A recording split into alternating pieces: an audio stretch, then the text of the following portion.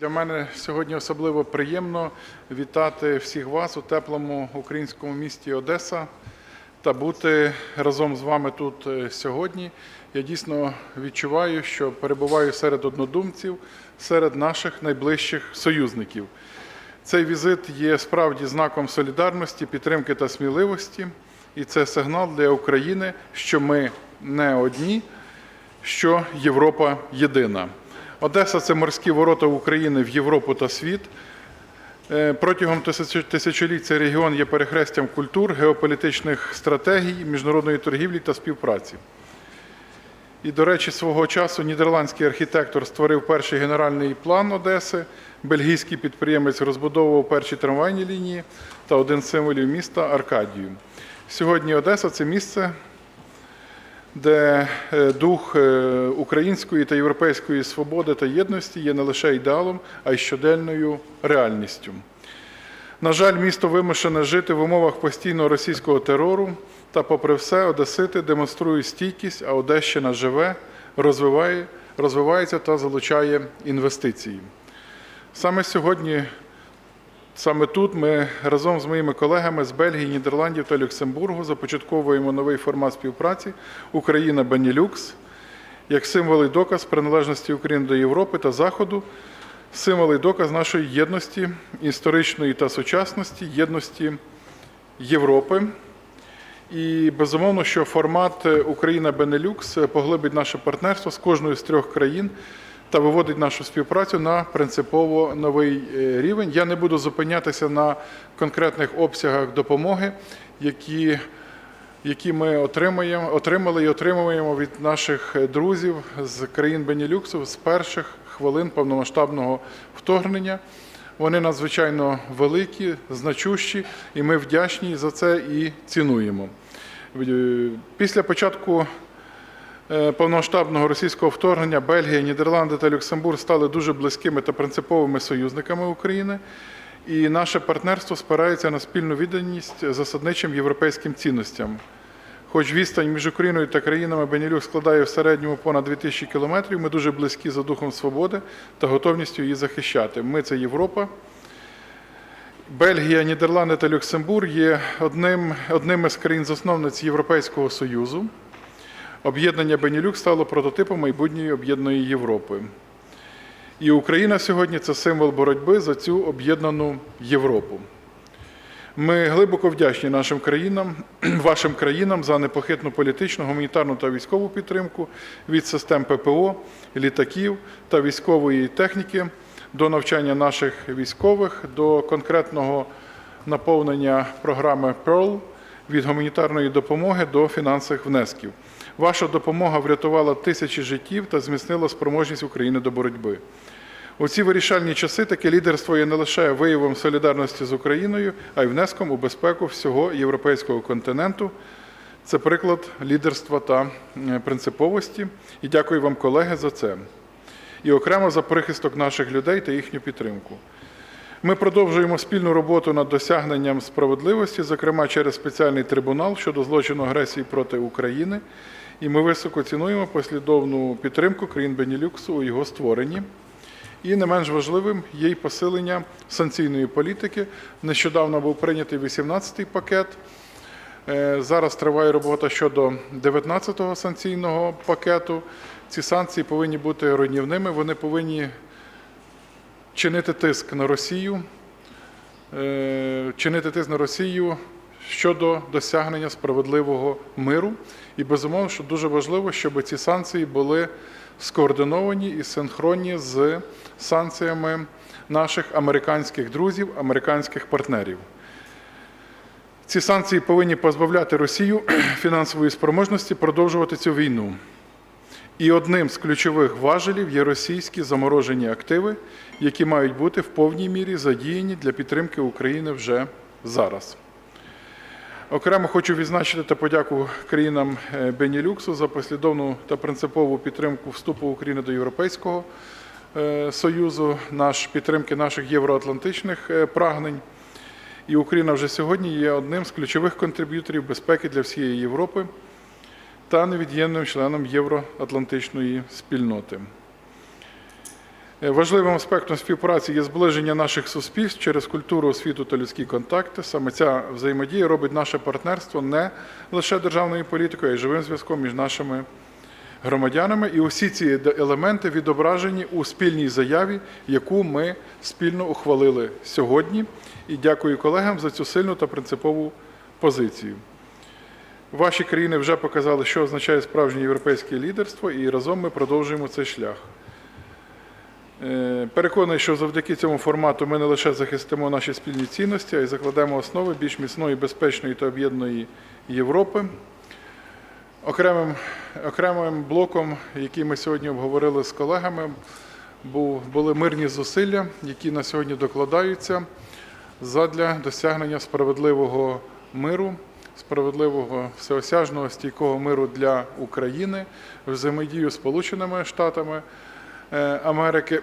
Я поділився оцінками української сторони щодо зустрічей президента Зеленського з президентом Трампом і поінформував про наші оцінки, наші плани щодо подальших дій на цьому напрямку. Українська сторона рішуче налаштована покласти край російській агресії цьогоріч.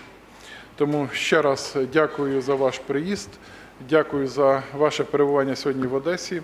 Слава Україні!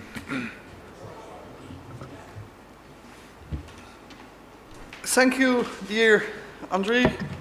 It's the third time I'm visiting Ukraine in the last month, and when with Andrei, during the last visit, we thought it was also important to show and to come to Odessa, that the solidarity is with Ukraine, and Ukraine is not only Kiev, it's Odessa, it's Lviv, where we've been for the European Day.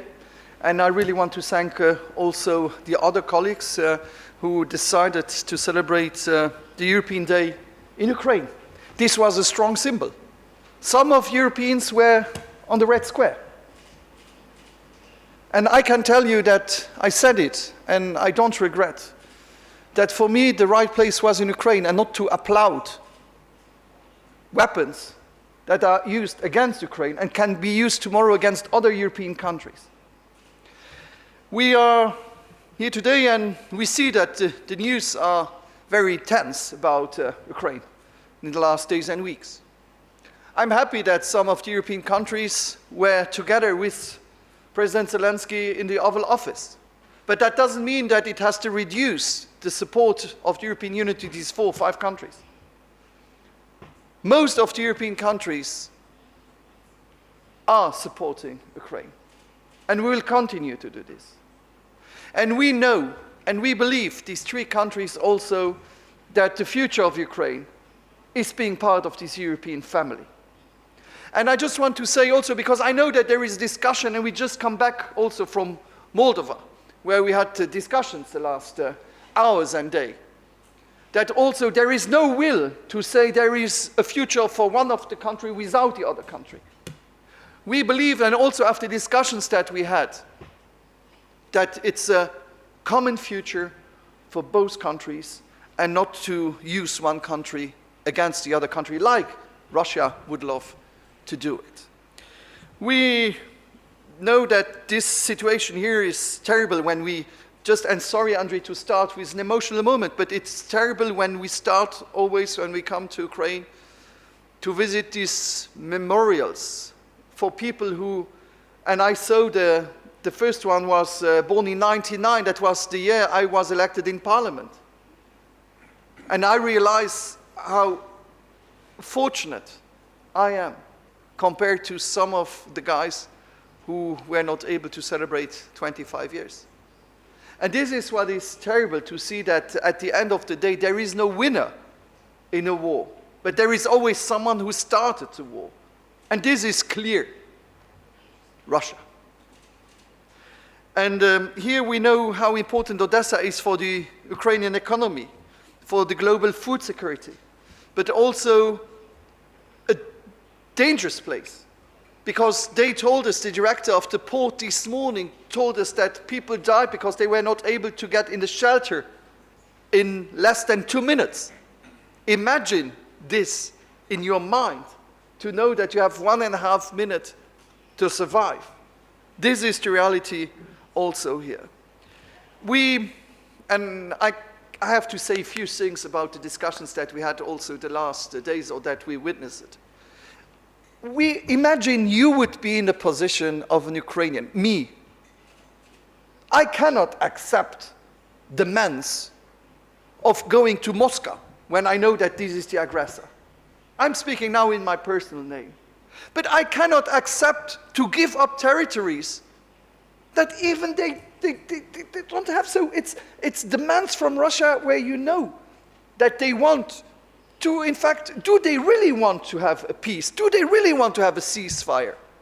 When I see the demands from their side, I have doubts. I'm sorry to be that negative on that, but I don't see a serious will from the Russian side to end the war. And so what do we have in hand to put pressure on Russia? We need to have dates where we say this is this is the date where we need to have this and this and this result.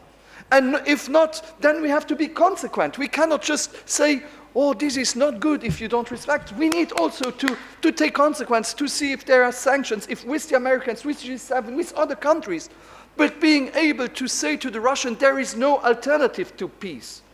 Because as long as they have the feeling that if we are able to show goodwill, this means that we will get a new delay of 2 or 3 weeks, we won't end the war. And when we are discussing now about when or where should be discussions of peace talks, there are people dying every day. So it's not a question of when, whom, where. It is now that we have to be efficient. And we were supporting Ukraine before the war, and we are supporting Ukraine also during the war. But it will be important also to support Ukraine after the war. Because Ukraine, after the war, will still have a neighbor called Russia. We cannot change geographical situations. We cannot change history. But we have to be ready for the future, and we can influence the future if we are also ready to support a strong Ukraine, not only today, but also tomorrow. And so, Andriy, thank you for inviting us. Thank you. I don't want to start also about the figures, about support we did and everything. What is important is to know that you can count on us. And maybe we are not the biggest by the sizes. But believe me, the support we have is as much as we are able to do. And as we said, we hope that also the European countries who are making it difficult to faster the way for a European future will be convinced that they were also once in a situation where they needed support of others. Some of us forgot their own history, and they should not forget what we did for them. And if then countries would take other countries as hostages for national reasons, maybe they wouldn't be what they are today. Just don't forget that. Thank you, Xavier, as president of our delegation, for the way you advocate with strength the different messages, and certainly the fact that the whole Benelux is standing with Ukraine. My dear friend Andriy, I remember the drawings of children, Ukrainian children, that you gave me in Rome a couple of weeks ago. I keep them close, and they move me still, because they remind us all what this struggle is truly about. Not just defending borders, but protecting the dreams and the dignity of a new Ukrainian generation, a generation that is already profoundly European. I want to thank you and the people of Odessa for your warm welcome in such difficult times. Odessa is more than a city, it's a jewel of history, of culture, of resilience. Despite brutal Russian strikes, despite attempts to break its spirits, Odessa still stands proud. Its harbor continues to feed the world. Its streets continue to inspire. Its heritage under attack continues to symbolize the soul of Ukraine.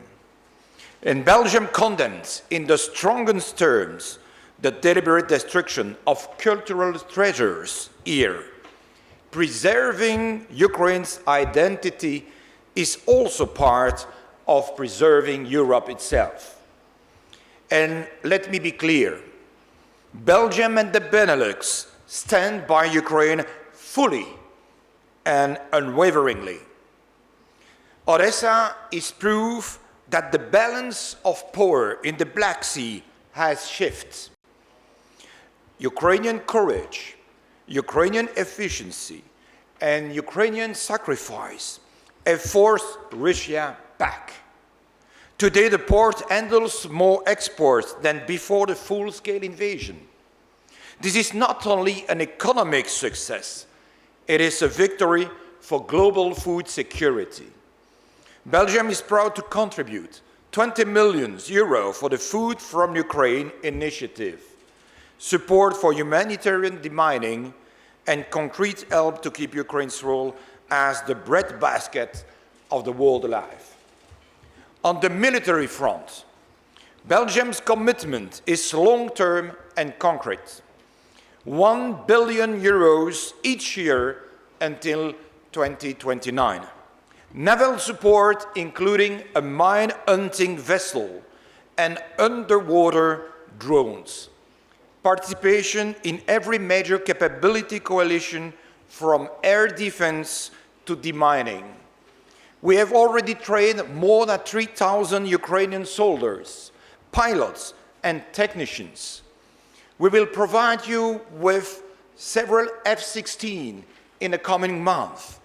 And we keep in Belgium the Russian assets immobilized for being sure that they benefit, it is already the case, to Ukraine today, but also in the future for reconstruction of the country. This is not abstract solidarity, it is tangible support to defend your skies, your seas, and freedom. On reconstruction, Belgium also acts. Through Enable Be Relief program, we invest 150 million euros in schools, hospitals, energy system. We help build back better, not only for survival, but for the future return of Ukrainian families now abroad. Because rebuilding Ukraine means preparing the ground for your sons and daughters to come home with hope. Today, as peace efforts intensify, let me reaffirm, Belgium and the Benelux will not compromise on principles. Any peace must be just and lasting, built on respect for sovereignty, independence, and internationally recognized borders. It means clearly that the territorial integrity of Ukraine must be respected. Otherwise, it will be painful for Ukraine, but also a dangerous precedent for all the neighbor countries of Russia. So we need to be crystal clear. No deals behind Ukraine's back and no borders redrawn by force. Ukraine must be at the table and Ukraine and Europe must decide together. To the young generation of Ukraine, I say, this fight is not only about survival. It's about building a country worthy of your courage. And Belgium trusts you, believes in you, and will walk this road with you. Because your future is Europe's future. And Europe will shine brighter with Ukraine at its heart. And, dear Andrei, let me add this.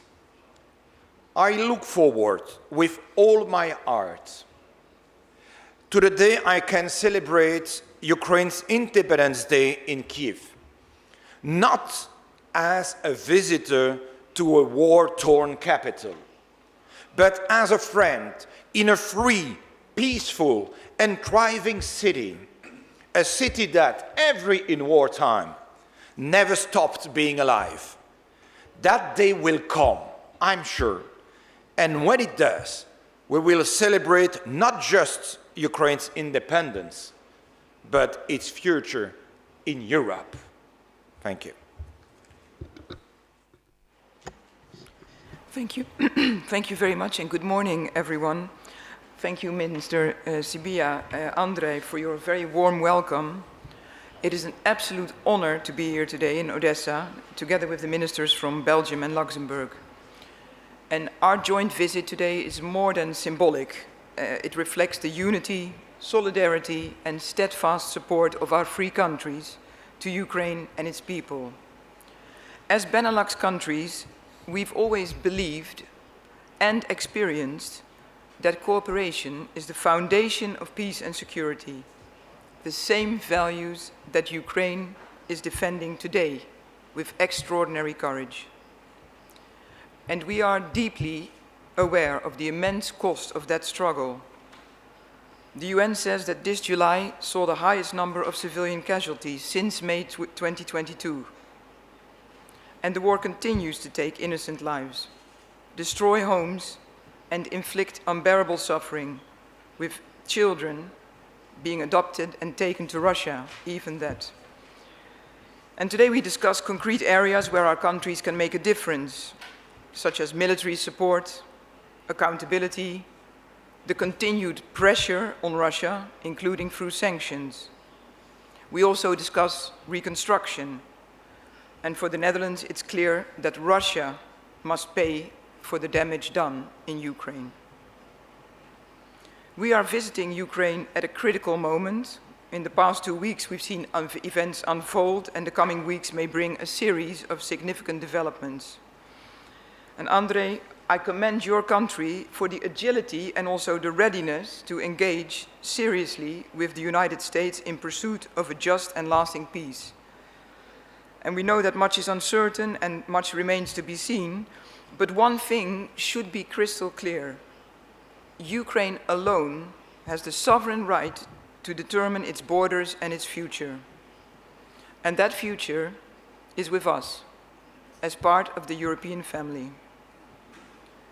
It's nothing short of impressive how Ukraine, under such difficult circumstances, has been able to adopt the reforms required for EU accession.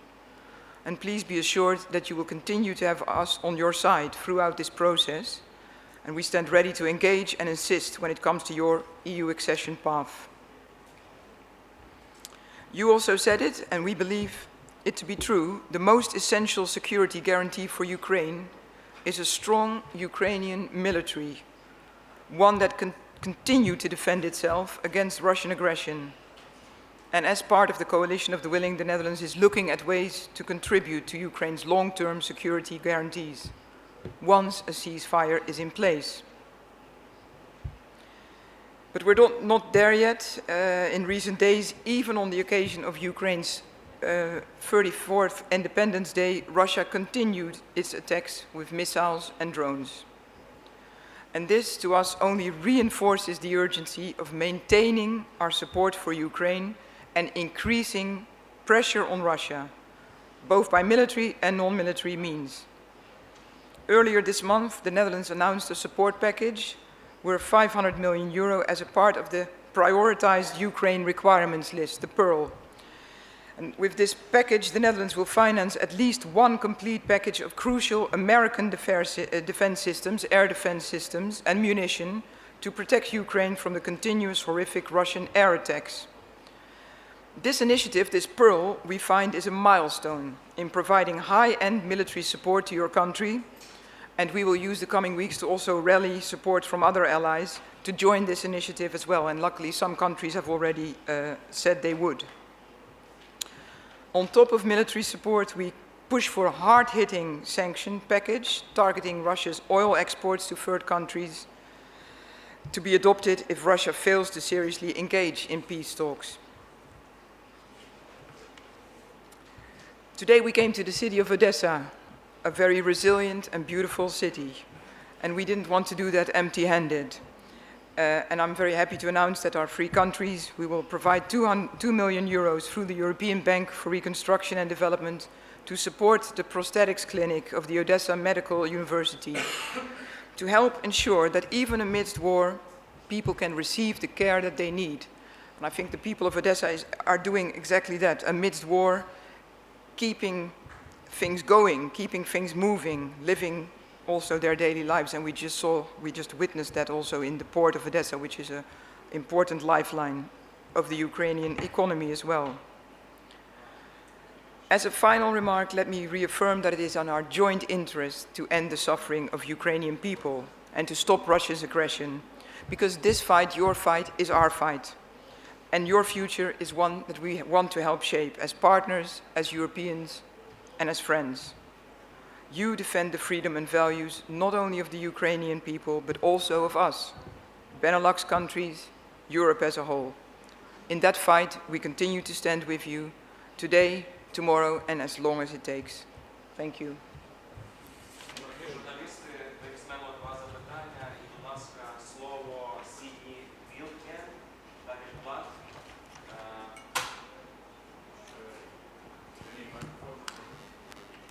You could interrupt as well.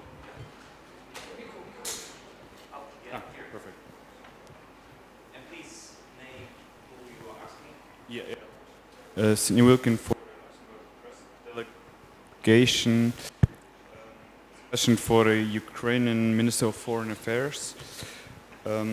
You have said that the Benelux visit is a strong sign of solidarity for Ukraine. Regarding the potential peace talks, what does Ukraine need concretely to further continue either their war efforts or to be able to reach a just and stable peace, as you put it before? Дякую вам за ваше запитання. Я неодноразово вже це казав. Ми зараз перебуваємо в моменті, коли спільними зусиллями ми можемо пришвидшити, прискорити мирний процес. Для цього нам потрібна єдність. Для цього нам потрібно і надалі підвищувати ціну для російського агресора подальшої агресії. Ну і третій компонент – це підтримка України. Зміцнення України, зміцнення наших оборонних спроможностей, зміцнення нашої армії, допомогти нам ставати все більш самодостатніми.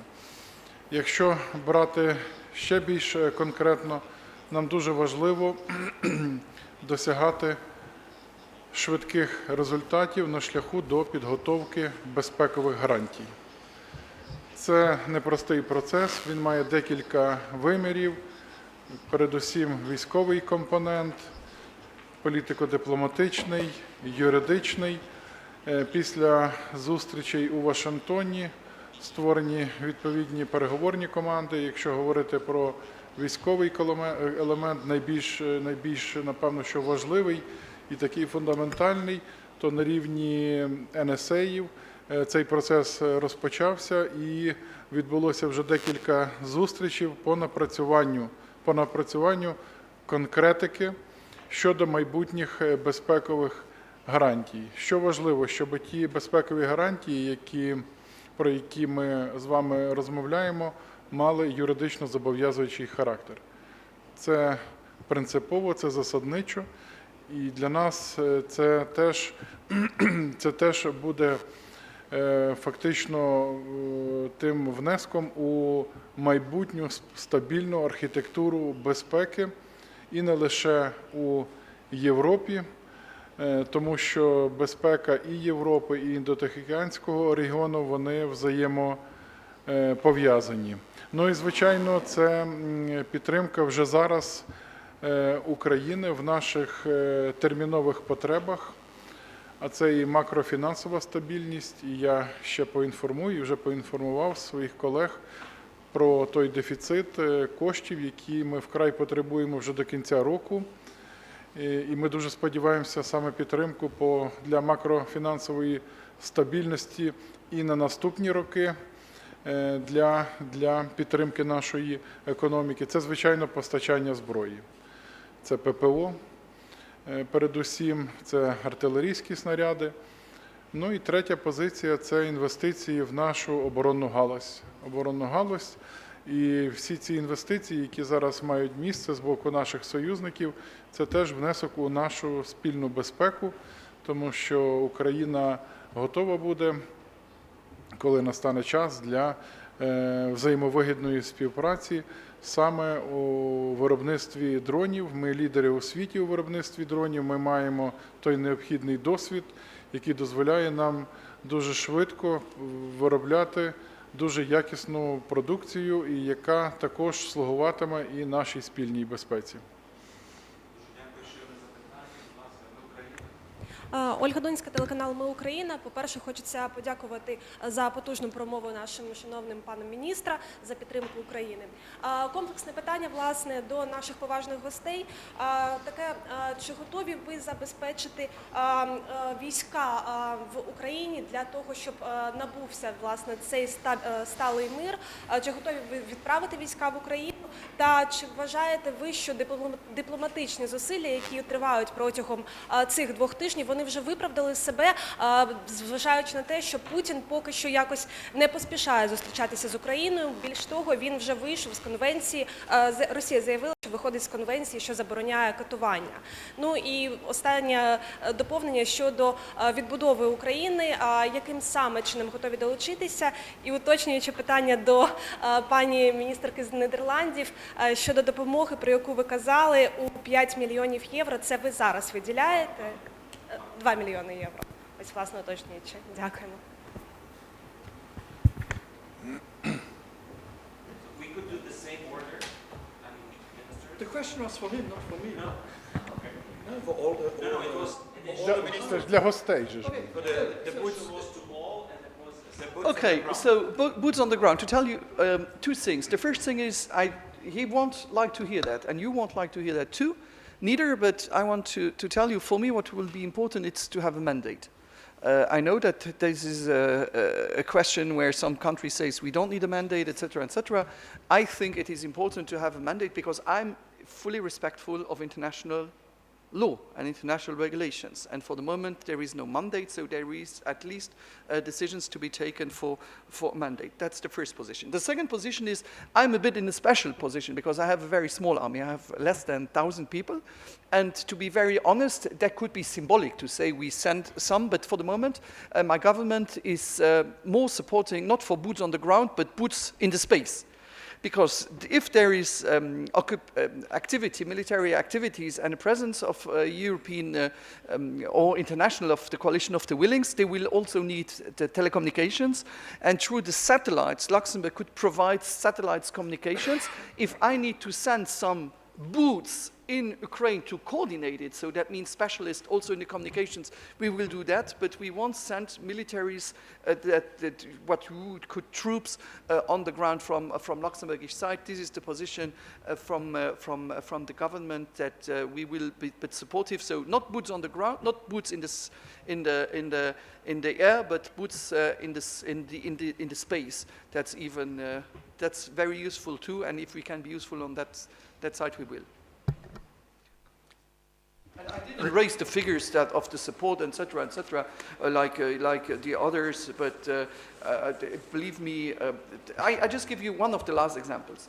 In the demining, I'm a minister also of humanitarian aid, and I decided that this is, for me, one of the most important things. So material, but also to learn people how to demine. Your country, I'm sorry to say, I've been to Cambodia and to Vietnam. They still suffer 40 years later about mines that people placed.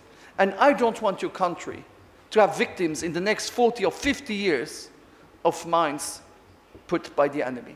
So it is important to be ready for the demining and this is some of the bigger effort, but we could speak about military aid, about humanitarian aid, about etc. But this is one for me where we don't think today, but this will be victims in the next 40 or 50 years if we are not active now. In order to answer quite directly to your question, Belgium is part of the coalition of the willing, so it means that when a ceasefire, a lasting ceasefire, will be decided, we are ready to take part in international force with an international mandate. That's something which is also important. I will at that time discuss within the government, and especially with my colleague, the Minister of Defense, in order to identify what kind of military support we can provide. But we are ready to be involved in such a peace force when necessary. Thank you for the question, and my answer is very much along the lines of the Belgian minister. The Netherlands too has been part of this coalition of the willing. In that context, planning has been going on for a number of months, of course. It is a process that requires a certain order, so conditions have to be in place. If we are moving there, this process will get accelerated. For us also, we are considering, we have been considering in which way we could contribute in the most effective way. It would be up to government approval and also part of a discussion with our parliament, but that is, we are ready to accelerate that process. And as your specific question as to the contribution that we announced today, it concerns 2 million euros for the prophetics clinic of the Odessa Medical University. And that is to ensure that, that they can still receive the care that they need. And I think we can provide further details if needed. Thank you.